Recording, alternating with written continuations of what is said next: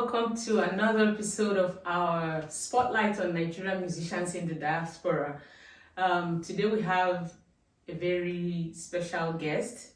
You should always expect that we'll present the best of our best to you. Today we have a very special and important guest on the show. It's no one else but singer, conductor, Joseph Oparamanuike. Welcome to the show. Thank you so much. Thank you so much. Well, so to begin, just tell us a little about yourself, just background, where you're from, background. Okay. Yes. My name is Joseph Oparamanuike. I'm from Olakwa, Inowari North, a local government in Imo State. I'm a Nigerian, like she has said, Nigerians in diaspora. I studied my first degree chemical engineering before I moved fully into music, to doing my master's in opera and also Post Graduate Diploma in performance. Then currently I'm trying to work out myself more on conducting, which I'm doing a master in conducting at the University of Notre Dame. So that is my brief self, and I'm also a singer. Of course. Who doesn't know that? Mr. Tenor himself. Interesting. Okay, so who or what inspired you, given your background in engineering, what inspired you to go into music? Okay, I am born into a very musical family. My dad is a very good tenor, but he's an amateur tenor. He sang a lot in choirs in Enugu, and he was once a cantor at the Sacred Heart Catholic Church, Uwani, Enugu, and before he moved down to Imo State. And I heard him sing severally. That was one of my first inspiration, that touch in singing, before I started joining choirs. So moving into choirs was more like a hobby. So it wasn't like I'm going to take this as a career up until in 2007, when I felt like, look, I should do this and move to the next level. Yes. So because I saw a lot of singers, a lot of international singers, especially the ones that the MUSON Center bring in collaboration with the Consulate General of Italy, when they bring some of the singers from La Scala to come do performance at MUSON. That it was more an eye-opener to me, so I started that journey by taking some DipABRSM exams. That's interesting. So as at this time in 2007, were you in Lagos, or I know you had your degree in the East, somewhere Yes. in the East. So as at 2007, were you already in Lagos? Yes, I was in Lagos in 2007. I came to Lagos in 2002 for my NYSC, which I stayed back in Lagos. I didn't leave Lagos after my NYSC. Of course, we never leave. We never leave. I have that experience too, so I know exactly what you're saying. Awesome. So, from MUSON to Scotland and now currently Notre Dame, what has the journey been like? What was the transition? How is the transition like from singing to conducting? What sparked that change? Okay. I can say musically, I started as an alto boy while I was in secondary school, in a seminary school. Then I moved into, in 1995 I started singing tenor. That was when my voice shifted into tenor fully. Then that same 95 I was lucky to get myself handle a choir. Oh, wow. Yeah, inspired by Advana Young Voices, which my former parish priest in my village, I will never forget him, Father Pascal Anyanwu. He introduced me into that.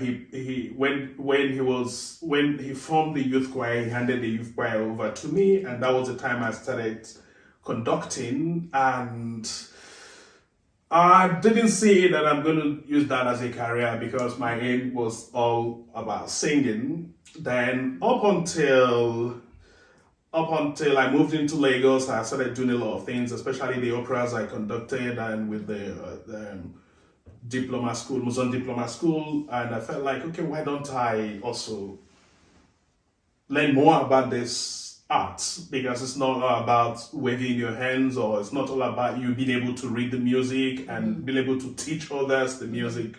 There are a lot of things I felt I was lacking, so that was why I decided to really get that stuff. That's interesting. Yeah. So before the operas, did you run a choir? Did you conduct any choir within Lagos Church, or a group, or any of such? Yes, a lot. At St. Agnes Catholic Church, I was the choir master there for a very long time. Then I was a member of the Archdiocesan Choir in Lagos from 2002 when I came into Lagos.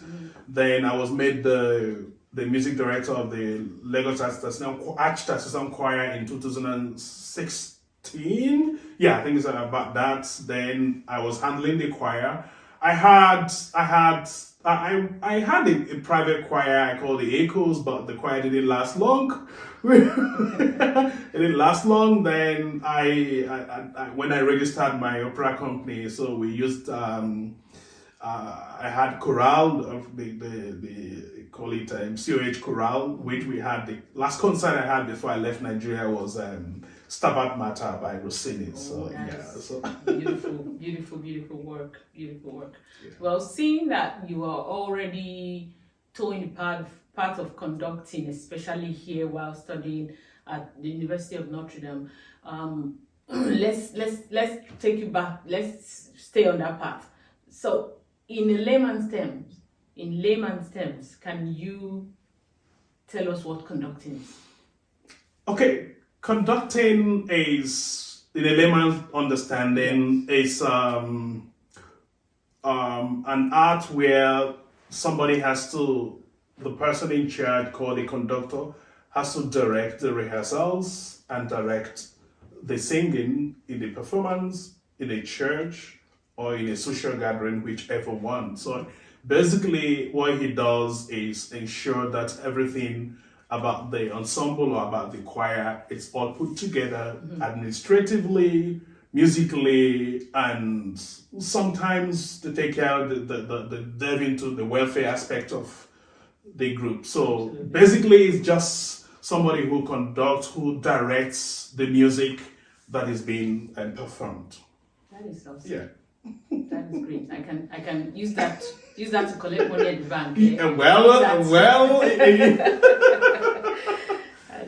it. Okay. Yeah. So my next question will be still based on Nigeria. What do you think is one of the biggest challenges we have facing conductors, or conducting as an art? Okay. That's a very dicey one anyway, but one of the biggest challenge there is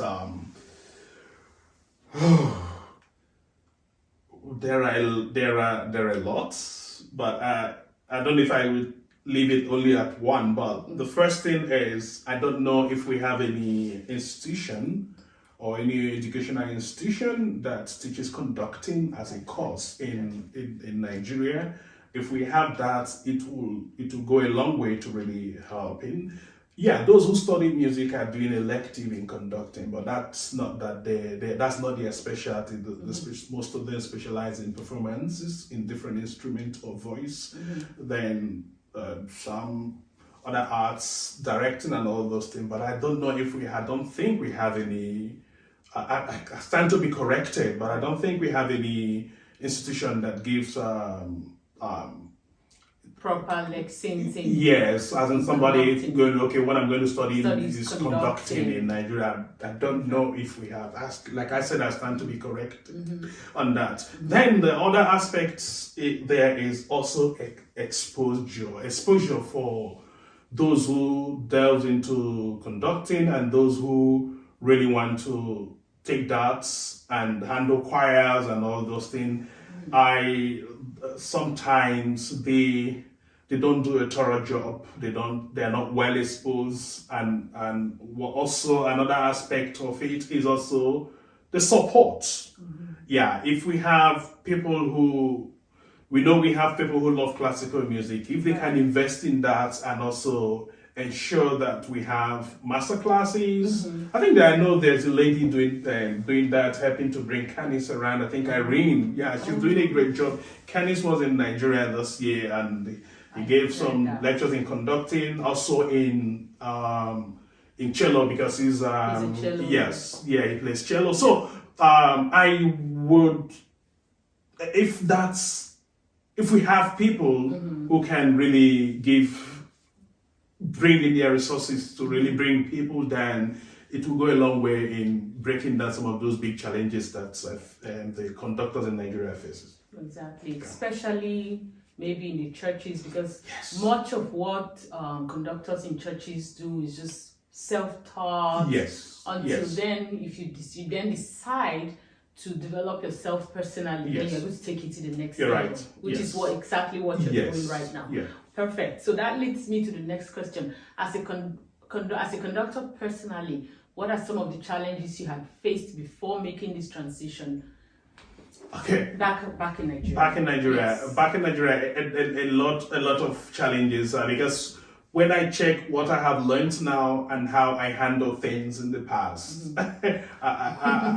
if I had known what I had known, it wouldn't have been that difficult for me in Nigeria. I remember when with Queen of Angels Choir in St. Agnes, when I told them that we're going to do Messiah, they're like, "What are you saying? It's a big work, we can't do that." I said, "Okay, I have a plan that I feel that we can use to really achieve this." So I first of all made an 11-month plan for the rehearsals. At this particular month, we do this, we sing, we learn this because it's about 22 choruses in that. So with they know some. So every month we learn to.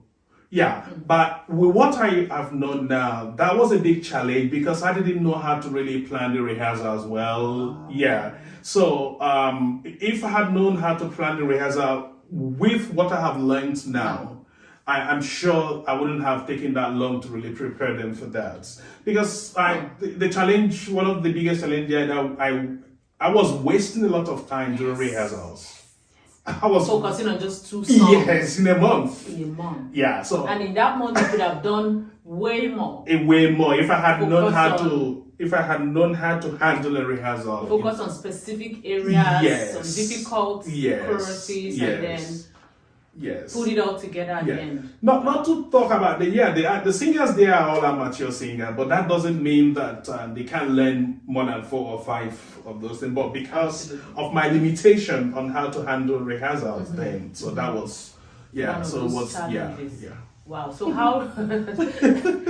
So supposing you did not make that transition, would you have felt, "Oh, we are doing well with what you knew at the time"? Yes. At every level you have at a particular point in, and when you're not exposed, you think you're doing very, very well. You will think you're actually doing very well, but the more you search for knowledge, the more you realize that you don't even know much. So at that particular time, this I'm talking about was, I think it was 2008 or 2008 thereabout. So at that time, I felt like I knew not that I knew it all, but I have the technique to handle that. But no, it's not true. That's right. So, but now you know so much better. If you have your way, if you had the option, if you have the option of going back to make those corrections, how do you think those will be? How do you think do you think that they welcome that? Because planning a rehearsal, just think of having to do that Messiah again, knowing what you know now. If you take this knowledge back home to Nigeria and you decide to plan a Messiah concert, even what you have, how do you think the reception would be?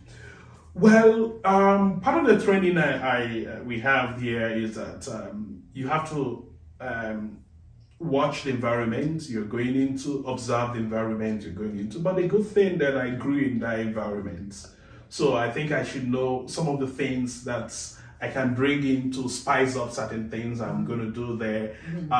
The rehearsals are not mostly all the time music, because there are other stuff, educational stuff, playful stuff, things, games that you can bring in to really spice up their interest. And I will lie to you, we have this rehearsal, like 2 hours rehearsals in those days without break. But learning what the break does now, that particular time you have, even if it is 5 minutes or 10 minutes break, the brain, when you come back to start your music again, it's more like you're coming in with a fresh. Yes. So not pumping into them. So these are some of the things I need to bring in. Then, by then, no break, you see people standing up, want to go get to the bathroom or all those things. But if they know that there will be a break at this particular time, they'll focus on wait for that. Yes. And other things that can help out, like I said earlier, the duration of preparation of a work will be reduced, so that the singers will also focus on other things in their life. Absolutely, and you think this will be welcome? They will see it as a welcome development rather than that 2-hour stretch rather than that fire brigade. That's what we call it, fire brigade approach. So you think this will be welcome? They would welcome this. I think they will. If I put my mind back, when sometimes the church choir will take out time and have a retreat, or take out time to have a social gathering, and it's always more like rejuvenating when we come back again. Right. So if you have that at a pocket of in rehearsals, and let them have this is what you have in mind. Sell your idea to them. Let them have this is what I plan. Let's key into it, and also observe their reaction and see where you can tweak things around, and so I think they will welcome it. I think so. That is very interesting. It would be nice to have such, really. Because I spent years singing in Nigeria, and I know how really challenging it was. University choirs, they just push you all the way, stretch you all the way, and it would be nice to have to have something really well planned. That's interesting. Okay, away from all of the technicalities, away from all of the technical issues with performance. So, just give us a just specifics about your personal experiences with rehearsing, practicing at home with your family. Let's start from back in Nigeria. You know how we live in Nigeria, it's different from the atmosphere I'm feeling right now. If you have to sing from here, I don't think anyone will hear you from outside. So how was that like? Rehearsing, practicing, studying, because at the same time you were studying, you were a performer, you were teaching. What was the experience like? I won't lie to you. Back in Nigeria, then I even here I had lead practice at home. Yes, and if I do any practice at home, usually soft singing or mentally looking at the music. And I'm this kind of person that is so a little bit sensitive about the environment. Okay, if I start singing here with the person there, that dog, hello, what are you doing here? This stuff. So that's like here. I remember when my family came in. I said I'm going to during this holiday. I said I'm going to practice at the university. I said, why don't you practice here? I said, no, the only thing I practice here comfortably is conducting. I just look at my score, practice my pattern, breaks, pause and all those things. But to sing here, It's difficult. yeah, it's difficult because I want to let it out. Yeah. You know how the muscle, you need to let it out. If you don't let it out and you go out on the performance day to let it out there, your muscle is feeling something. Yes, it's feeling something new, and like that's where crisis starts on the stage. You see somebody start cracking and all those things. That's right. So I try as much as I can to not to do my practice here. So That's interesting. yeah. Then, what are some, like, maybe have you had any, share with us any, maybe let's say embarrassing moments you may have experienced in performance, whether with choir or yourself or in a group? Have you had any sort, like traveling, on stage, the ensemble, any of such? Yes, of course. Who doesn't have that? I can remember one embarrassing moment I had in Abuja. That was years back. I can't remember what year there, but I think it was fascinating to the audience that I was doing something unique. But I was messing up on stage towards the end of Kefaro, since I already that ending part. Yeah. I found myself repeating. I kept repeating it. I couldn't go to the cadence. Because I didn't know. My brain was out there. Wow. So at the end they clapped, and I remember one lady who, of course, who is a mezzo soprano. Oh my God, I can't remember her name now. But she walked to me. What were you doing? Oh, someone in the audience Yes. knew. But of course, my accompanist knew. He I followed was, it, followed yeah. along. So that was a very big embarrassing moment for me. And another embarrassing moment was when I was singing. I was singing the role of Tito in La Clemenza di Tito in Scotland, and there's this area that's it has syncopation in the accompaniment, and I'm not supposed to be singing at the syncopation on there. So it happens to be that I was back. That's where the director told me to be at that particular time, so I couldn't hear the orchestra again. So I kept doing my own thing. The conductor was like, "What are you doing?" Oh. And it was a total mess. That area, but every other thing went on very well. Yeah. That's great. In all of this, do you think, with all the good times and all the bad times, we all have those such experiences, one at one point or the other. Would you say you have been successful with all, given all of everything you have been through? Would you say you have been successful? How would you define that success? Okay, I think I've been successful in most of the things I do, because in every mistake I make, I try going back to really working on it, and I don't see myself repeating those mistakes. So if I take that as a yardstick, then I think I would say I'm successful in that. Then also, in order to put this out there as well, to gauge your success is also when you do certain auditions and you find yourself being taken. Right. You can also, you see that like the school, before you get into any school, you know what that means. The auditions there and there. So for you to be chosen amongst thousands of people, right. So you can say you're successful on that. And at the same time, the biggest one is that it's been putting money into my pocket. You are a staunch Igbo man.